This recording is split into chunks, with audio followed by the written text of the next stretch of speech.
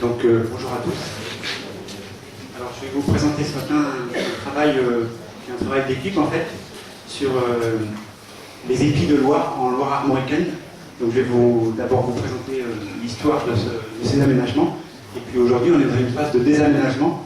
Et la question qu'on s'est posée, c'est est-ce qu'en désaménageant des héritages qui sont liés à la Loire navigable, comme ces déménagements sont faits au nom de la Loire plus écologique, au nom de la nature, est-ce qu'en fait on n'oppose pas à un moment le patrimoine naturel au patrimoine culturel? Est-ce que ça n'allait pas créer des conflits locaux?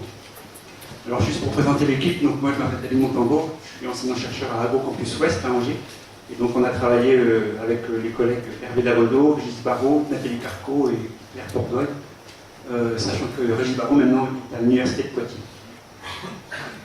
Alors ce projet faisait partie d'un programme de recherche plus global qu'on a appelé PATRA, donc Patrimoine et trajectoires paysagères, un programme financé par l'établissement public Loire.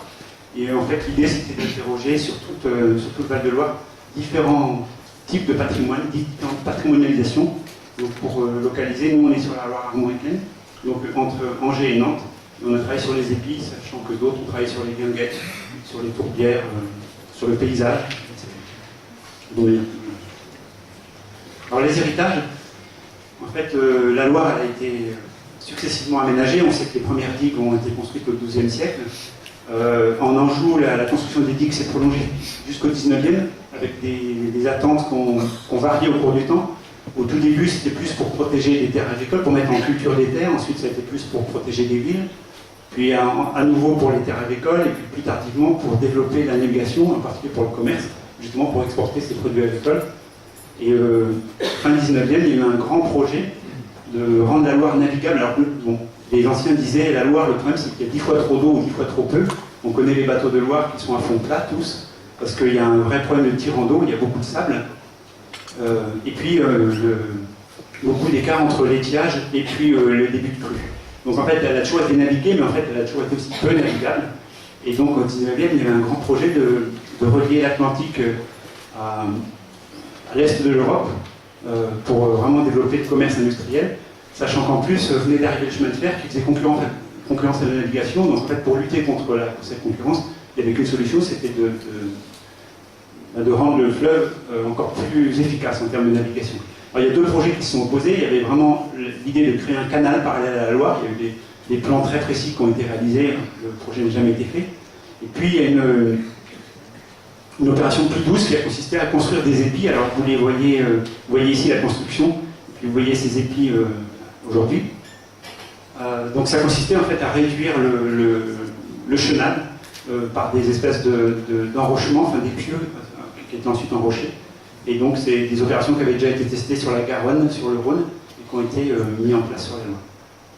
Alors, ces opérations, elles ont d'abord été expérimentales. Il y a eu un premier essai en 1903 qui n'a pas vraiment marché parce qu'ils n'avaient mis que des fascines de tressés de saules. Elles ont été emportées avec les crues, puis en fait, ensuite, ils ont mis des enrochements pour compléter. Et donc, un premier essai entre 1906 et 1909 sur 24 km entre Bushman et Montjean. Et puis ensuite, il a été plutôt jugé concluant, donc les travaux ont continué. Alors quelques images pour voir quelle tête ça prend. Ici, donc on est sur l'île de Béhuard, on voit ces épis là qui en fait dirigent le courant au centre du fleuve. Et puis en fait, ils ont un effet qui est recherché, c'est de bloquer les bancs de sable. Et puis quelques photos de l'époque où on commence à construire ces épis.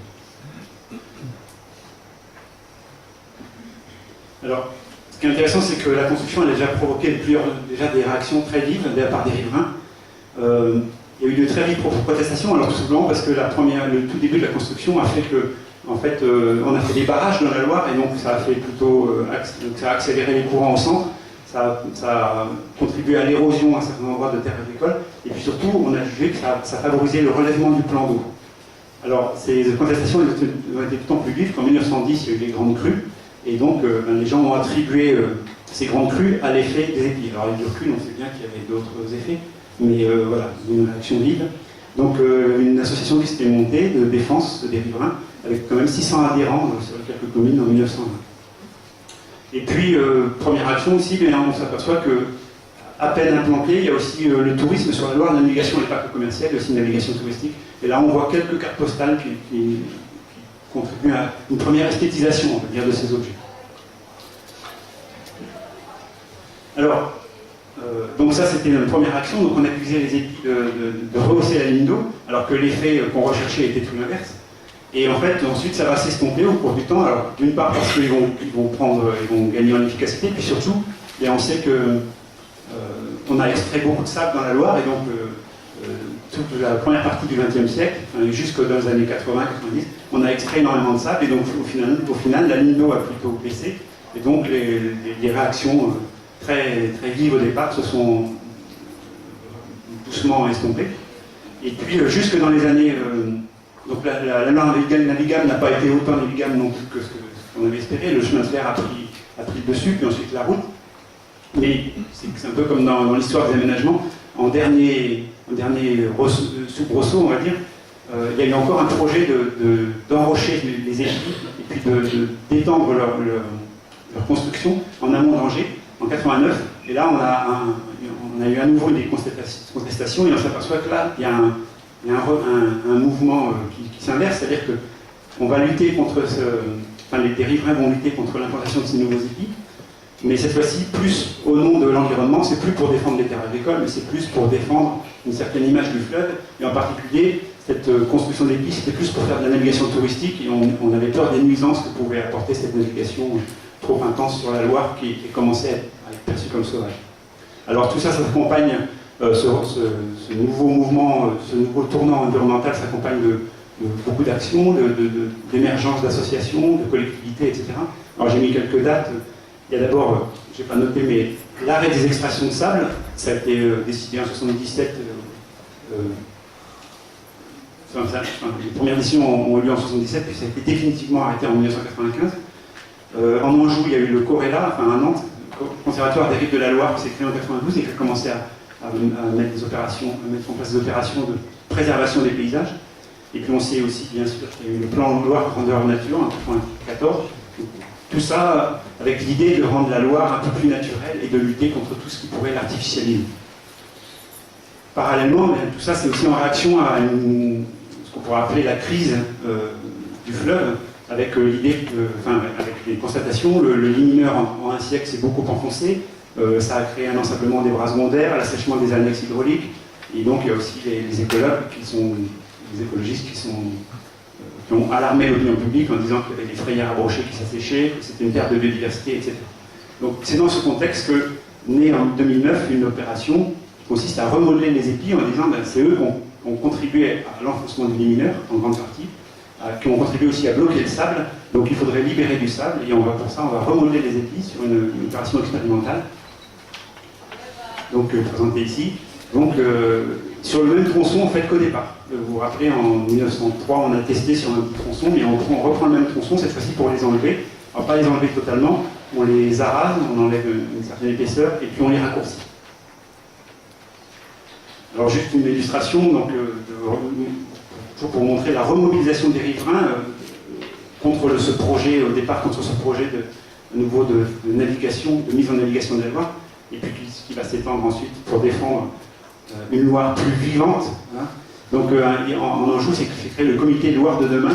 Donc juste pour illustration, en 2005, elle a regroupé quand même 350 particuliers, 33 associations sur 24 communes. Donc c'est quand même une grande mobilisation. Et puis voilà le type de tract, de communication qui a été fait. Donc on dénonce une Loire armoricaine sinistrée et abandonnée, un assèchement de la Loire. Vraiment, on a l'impression que la Loire est totalement délabrée. Alors les travaux de remodelage, voilà l'illustration avec les pelleteuses, ils ont eu beaucoup de chance, en tout cas les porteurs du projet ont eu beaucoup de chance en 2009 parce que c'était une année très sèche, donc ils ont pu aller dans la Loire sans beaucoup de difficultés. Donc l'idée c'est de raccourcir les épis et de les abaisser. Et en fait en même temps de les dévégétaliser. Avec des objectifs recherchés qui sont le rééquilibrage sédimentaire, le relèvement du niveau d'eau et puis la reconnexion des annexes hydrauliques, et donc d'une manière globale, améliorer la qualité écologique. Alors c'est là où nous on commence à s'interroger parce qu'on voit arriver les pelleteuses dans la Loire et les riverains n'ont pas vraiment été consultés sur cette opération. Elle était enfin, peu de gens étaient au courant au départ, et on s'est dit, est-ce qu'il va pas y avoir un lever de bouclier local, est-ce qu'on n'est pas en train, au nom du patrimoine naturel, de détruire, ou en tout cas de détruire du patrimoine culturel. Alors on a mis en place donc un travail de recherche. Alors rapidement, je vais vous présenter la démarche, mais puis les principaux résultats. D'abord une approche géohistorique, donc c'est un peu ce que je vous ai montré, c'était déjà comprendre l'origine de ces objets, pourquoi ils avaient été construits, à quelles époques, et puis surtout quelle avait été la réaction des riverains, donc c'est ce que je vous montrais, ils ont tout de suite provoqué de la réaction. Et en complément de tout ça, on a essayé de comprendre quelle était la réaction actuelle des riverains de la loi. Alors on a dépouillé pour ça l'enquête publique qui avait été mise en place. Alors juste pour information, il n'y a eu que 26, les gens ne se sentaient pas vraiment concernés, parce que sur toutes les communes concernées, il n'y a eu que 26 réponses à l'enquête publique. Donc en fait, ça n'a pas donné grand-chose. On a essayé d'analyser les discours associatifs, donc ce que je vous ai montré par exemple avec l'affiche qui était présentée. Et puis surtout, on a réalisé des enquêtes, alors plusieurs types d'enquêtes. Enquête en ligne qui cible les 200 étudiants en juin, plus 150 membres d'associations. Je vais vous montrer quelques résultats. Des entretiens individuels avec des membres d'associations locales et puis des acteurs locaux. Il y a eu parallèlement un concours sur Ouest France. C'était un concours, c'était un appel à dépôt de photos. C'était déposer vos plus belles photos de la Loire. Alors ça continue. Et au moment où on a commencé à l'étudier, il y avait déjà 450 photos déposées, donc c'était un corpus très intéressant à étudier.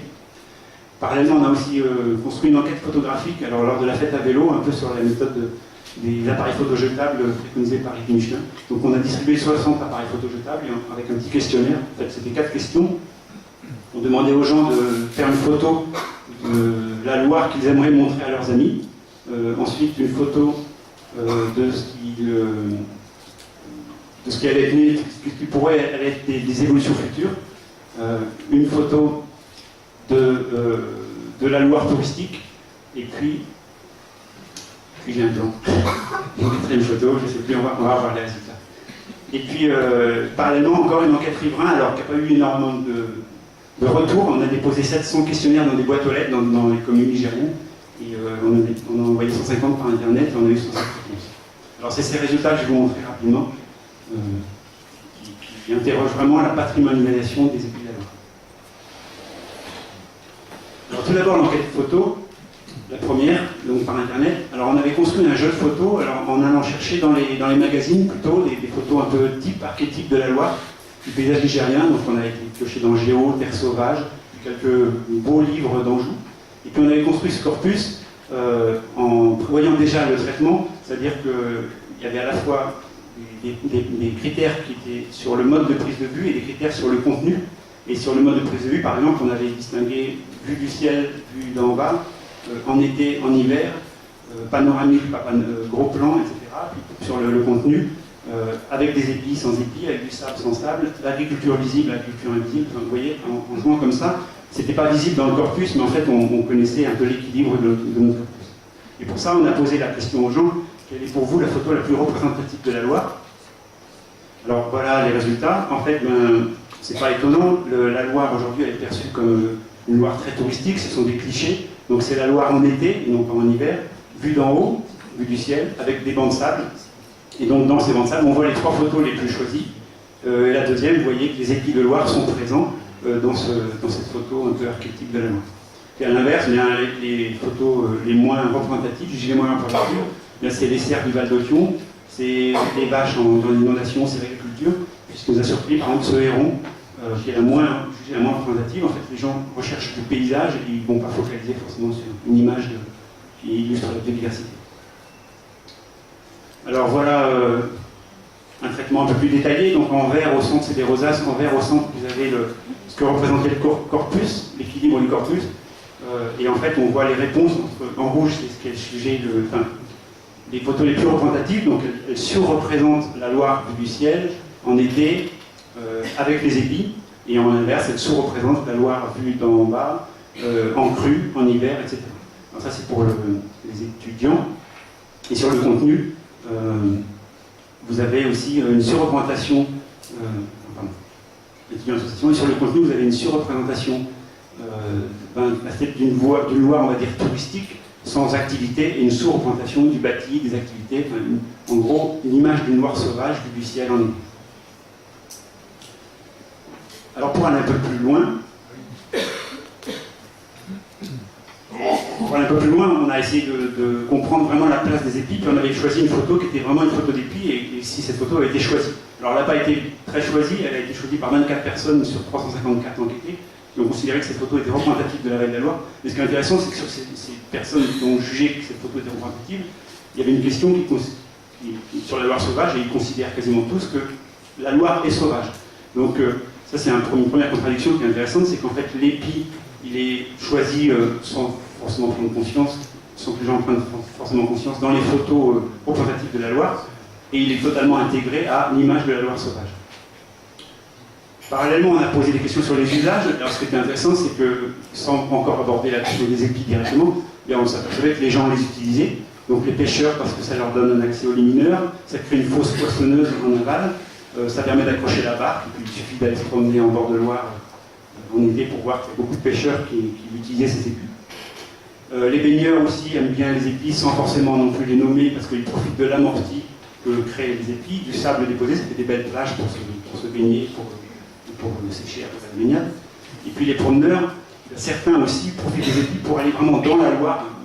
Je disais le terme agrafe, les épis constituent une agrafe qui permet d'entrer dans la Loire, et c'est aussi très apprécié. Alors, pour les gens qui font du canoë et qui font du barbecue, c'est aussi bien connu.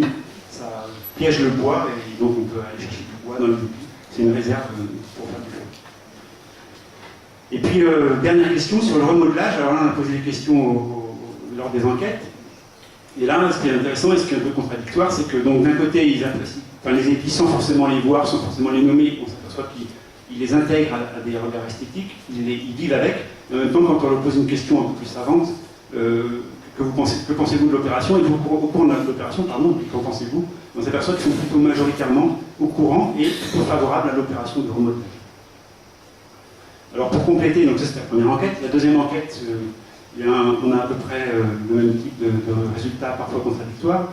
Donc 78% des riverains connaissent le terme épi, 75% ont entendu parler de travaux de remodelage, et j'ai pas mis ici, mais 60% sont plutôt d'accord avec. Alors, par contre, quand on demande quel est le rôle des épis, on s'aperçoit que les gens ils peuvent être d'accord, mais en même temps, ils ne connaissent pas bien le rôle des épis. On a une méconnaissance vraiment très forte de l'histoire des épis. On a parfois des gens qui nous donnent des rôles totalement inverses, qui nous disent par exemple que l'épi sert à rehausser la ligne d'eau, alors qu'en fait, il servait à faire tout l'inverse.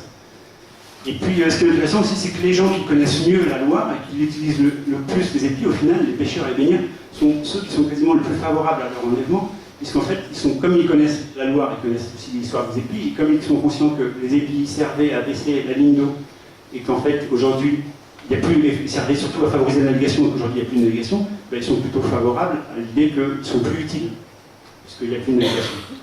Donc là encore, c'est très contradictoire entre un mode de vie d'un côté et puis un regard savant de l'autre. Juste pour terminer, pour aller vite, l'enquête photo, ça confirme un peu tout ce qu'on avait déjà observé. Les gens photographient des épis mais sans en prendre conscience. On leur a demandé de donner des titres à leurs photos. En fait, même si certains épis apparaissent, ils apparaissent souvent dans les photos, parce qu'on a choisi des sites exprès sur les appareils photos où il y avait des épis, puis dans le protocole, ils n'avaient pas beaucoup de temps pour faire les photos, donc ils ne pouvaient pas partir, ils étaient obligés de faire des photos sur place. Donc les épis sont très présents sur les photos, mais il n'y a que 6% sur 171 photos, des photos qui portent le nom épi. Donc les gens ne les nomment pas vraiment.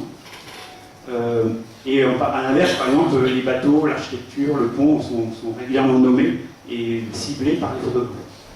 Et les photographes, quand ils photographient des épis, c'est soit des images négatives, parce qu'ils veulent dénoncer l'ensablement, soit positives. Par exemple, à Bushmen, ils aiment ce qu'ils appellent les pêcheries. Et ils considèrent que l'épi, en fait, sert à la pêche. Donc, en gros, en conclusion, ils se fondent dans le décor, les gens les acceptent, les voient, mais sans les voir.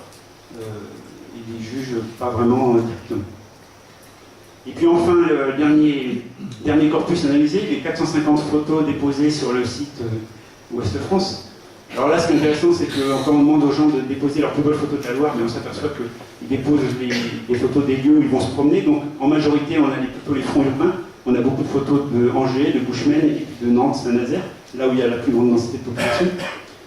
La différence avec notre premier jeu de photographie, qui était des photographies un peu archétypes, choisies dans les magazines, c'est qu'ici on a plutôt des photos de petit patrimoine. Bon, déjà, il n'y a pas de photos de vue du ciel, mais ça c'est un peu normal. Donc des photos de petit patrimoine, on va dire la photo, l'archétype, c'est donc une photo de la Loire avec un bateau au premier plan, souvent un coucher de soleil et sans aucun personnage, avec des objets souvent photographiés. Donc les bateaux, c'est le premier objet, mais parfois, de toute façon c'est surprenant aussi, pas mal de grues autour de Nantes-Saint-Nazaire. On va dire en gros, les gens s'accommodent du paysage qu'ils visitent. Et puis les épis, toujours très très peu photographiés, ou en tout cas quand ils le sont, jamais, parce que là aussi il y a un titre, jamais nommé. Donc par exemple, je vous ai sorti, je crois que c'est la seule photo qui photographie vraiment un épi en gros plan, mais ça s'appelle Oiseau des bords de Loire. Et puis un autre élément, des vues en toute saison, donc les gens vont se promener sur la Loire de façon plus régulière, donc il n'y a pas que des photos d'été. Alors le bilan de tout ça, alors bon, je vais très vite sur les résultats, mais on peut retirer de cette expérience, de ces enquêtes, c'est que, je joue un peu sur les mots, c'est un peu en référence à Raphaël Larère qui dit qu'il y a 3 regards sur le paysage. Il nous parle d'un regard esthétique, un regard initié, il y a un regard savant, et puis il y a un regard de l'habitant, regard esthétique, regard formé par là, regard savant, regard informé, et regard initié, regard de l'habitant. Alors, j'avais entendu j'avais lu une fois une phrase de Giono qui m'avait beaucoup plu, qui disait les gens ne voient pas la mer, ils la savent. Alors, en partant de ça, on peut jouer sur les mots, on peut dire qu'il y a une différence entre le paysage vu, le paysage su et le paysage vécu.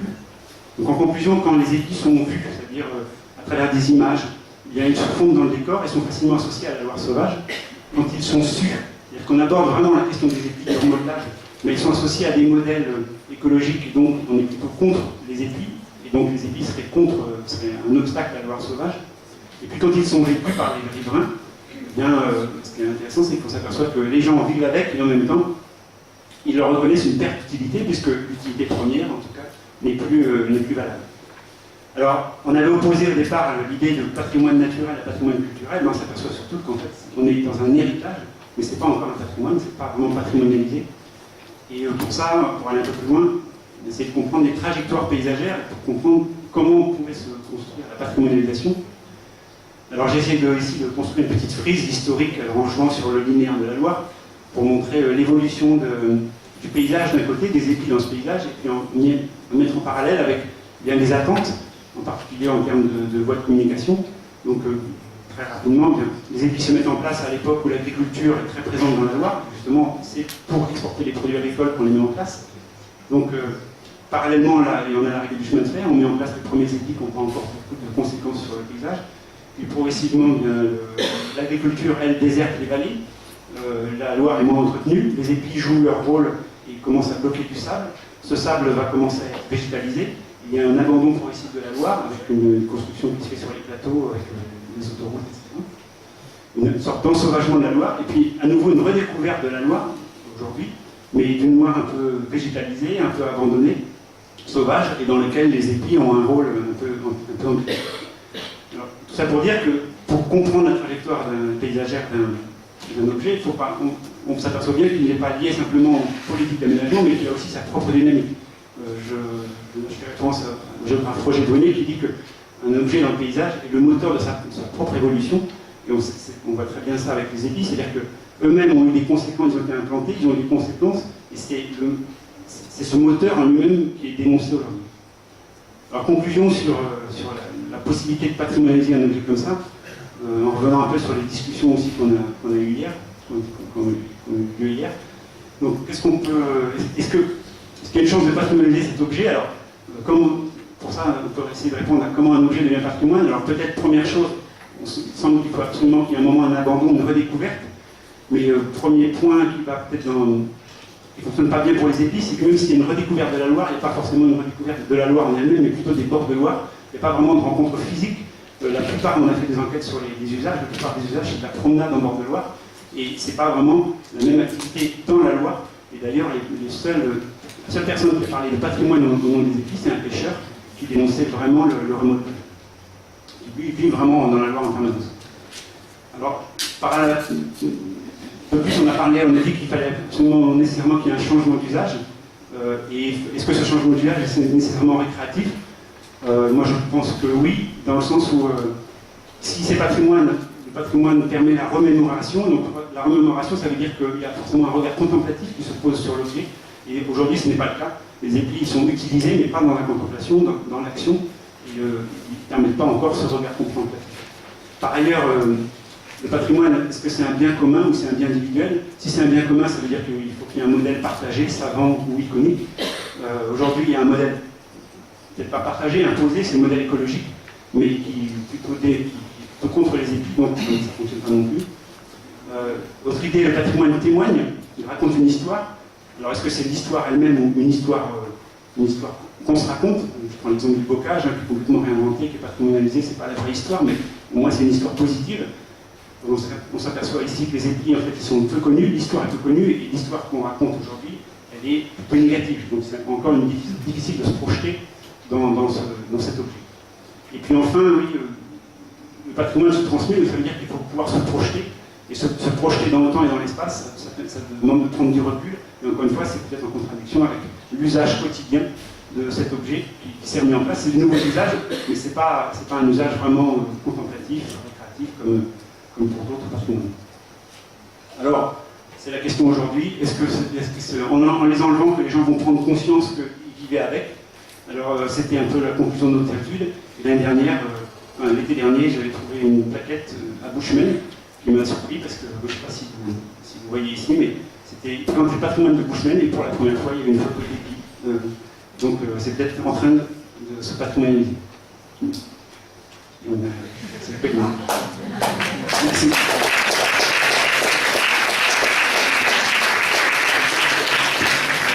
Merci pour votre communication. Est-ce qu'il y a des questions, des réactions dans la salle?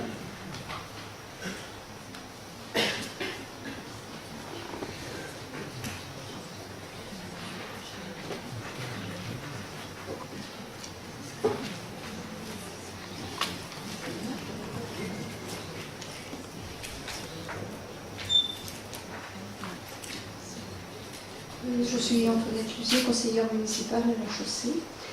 C'est juste une réaction. J'ai 63 ans, je suis née près de la Loire à Gien.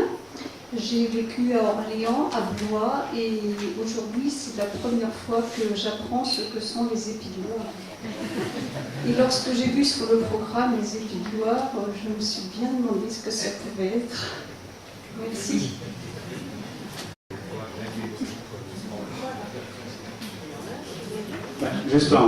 Merci pour cette réaction. Et ça confirme que la Loire armoricaine, d'une part, est un peu le parent pauvre de la Loire. Aujourd'hui, elle est peu connue. Et ça confirme aussi que cette histoire-là est très, très mal connue.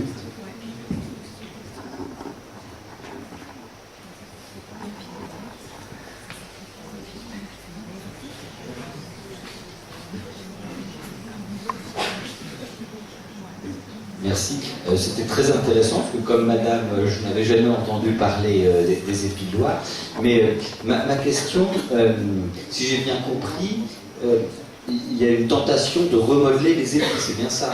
Oui, alors c'était une expérimentation, et si elle est concluante, c'est-à-dire en gros si le lit de la Loire, la ligne d'eau remonte, ce sera généralisé en fait. D'accord, alors, donc j'avais bien compris que c'était une opération de remodelage. Donc le petit reproche que je vous ferai, mais je pense que c'est un reproche qu'on pourrait élargir à toutes les lectures de paysages, à toute la pensée paysagère. Il me semble qu'il y a un grand absent dans votre exposé, et on pourrait dire la même chose de beaucoup de présentations, c'est finalement à un moment donné qui décide, qui paye, qui assume en clair est le maître d'ouvrage. Et je pense que c'est une des difficultés de la pensée paysagère en France, c'est qu'on a l'impression que vous avez dit parfois on, mais c'est qui on décide de remodeler, il y a bien quelqu'un qui à un moment donné a dit oui, on fait ou on ne fait pas. Oui, excusez-moi, c'est un oubli, donc l'opération est pilotée par Voies navigables de France, et donc c'est une opération de 3,5 millions, voilà. Et donc financée en grande partie à l'établissement public Loire et puis les collectivités locales. Et formellement, qui à un moment donné dit oui on fait ou on ne fait pas? C'est vraiment les services de l'État, oui. Et les services de l'État, l'État n'a pas d'argent, on sait bien. Non mais je veux pas titiller là-dessus, mais je pense que vraiment on a une difficulté en France. On a eu depuis 30 ans beaucoup d'écrits très intéressants sur les théories du paysage, mais qu'à chaque fois, j'allais dire, la dimension politique fait partie de l'angle mort ou de l'impensé du paysage. Ouais, non mais là je suis désolé, en fait, je suis pas le mieux placé pour vous répondre. Dans le groupe, j'ai mon collègue Harry Delvedo, qui est spécialiste des politiques publiques du paysage, et qui a vraiment fouillé ce volet, et il a été fouillé, tout est précis. Et moi, c'est pas du tout ma spécialité, et j'avoue que j'aurais dû un peu plus potasser pour ce plan-là pour aujourd'hui. Et je peux pas vous répondre précisément, mais je pourrais vous envoyer les informations, les documents, tout a été collecté et bien informé dans le rapport.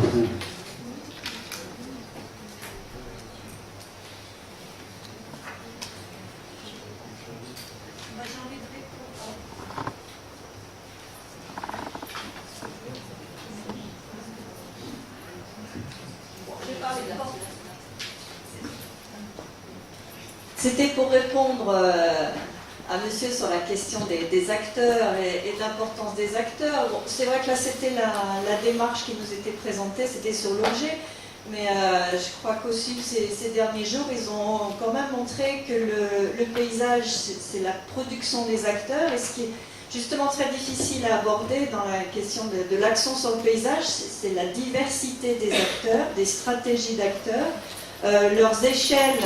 Ils interviennent selon des logiques différentes, à des logiques différentes. Et je crois qu'au contraire, dès qu'on parle de paysage, on se dit mais c'est qui? Et c'est là qu'on tombe sur cette immense diversité. Et je crois que c'est au contraire ce qui fait toute la complexité de réflexion sur le paysage, c'est que ça renvoie à des acteurs extrêmement divers. Et là, on en a vu aussi certains qui sont ceux qui le regardent, qui se l'approprient ou qui l'ignorent complètement. Et il me semble que c'est quand même un des points qu'on peut retirer de ces discussions. Mais j'ai l'impression, on voit que les publics sont partagés quand il s'agit de juger d'une telle opération. Je m'inquiète simplement sur le fait qu'il faut attendre de les enlever pour se rendre compte qu'il fallait les garder.